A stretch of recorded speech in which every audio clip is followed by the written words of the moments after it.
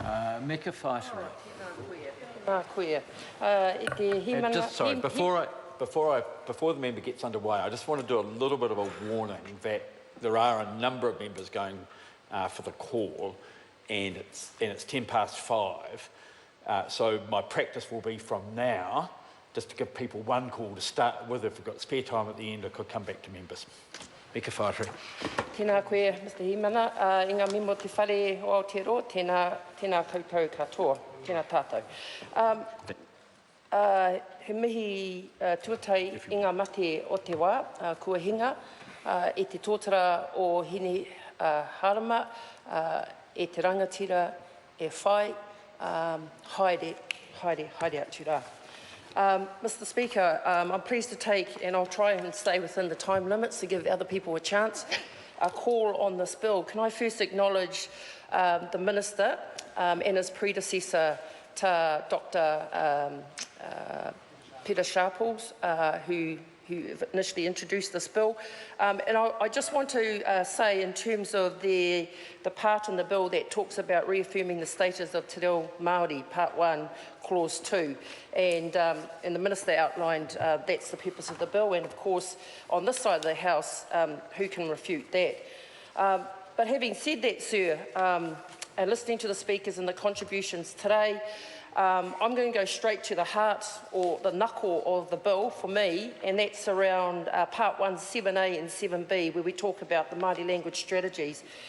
And sir, when I read the bill, and really the bill is about updating the Māori language, which is always important, but at the end of the day, sir, it's just about a tool to introduce the mātāwai and the language strategies.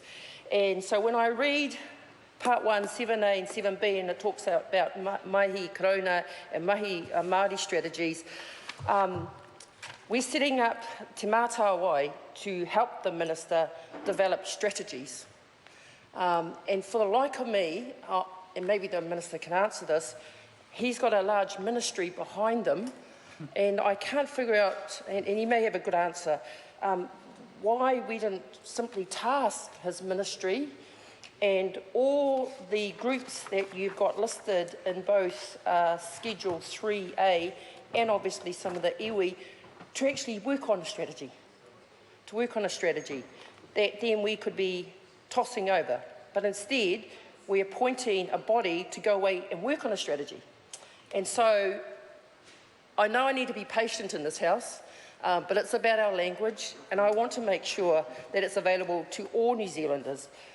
But for me, that's my point around the comment around the lost opportunity, is that we're setting up people who have been very instrumental in our reo to write up a strategy. And for many of us, there wouldn't be a government department around this town that hasn't got screeds and screeds and screeds of Te Reo Māori strategies. So my point is, here is an opportunity to fast forward our reo in terms of what hapu, iwi and those deliverers of our reo have been doing on their own to help make sure that this particular bill and commitment to our language is actually future-proof and fit for purpose. So I just wanted to make a comment that we'll wait for the strategy to come out. Many of us have worked in the public service for many, many years, and we've seen strategies come and go. And I guess I'm just keen to see what makes this particular commitment to writing another set of strategies any more special in terms of delivering the desired outcome. And I guess I want to add the point that we also acknowledge that there's no new resources, so I'm not too sure how that's going to pan out, Mr. Chair. But going to my next point, from the strategies moving into te mātāwai, and the Minister is well aware that we've got so many different constructs of iwi Māori, and I also want to support the member from New Zealand First, Pita Paraone's comment about hapu. So we have Māori entities set up under the Māori Fisheries Act. We have Māoris that are set under the Runanga Act. We have Māori organisations that are post-settlement governance entities. We have Māori organisations that are forced to come together under large natural groupings.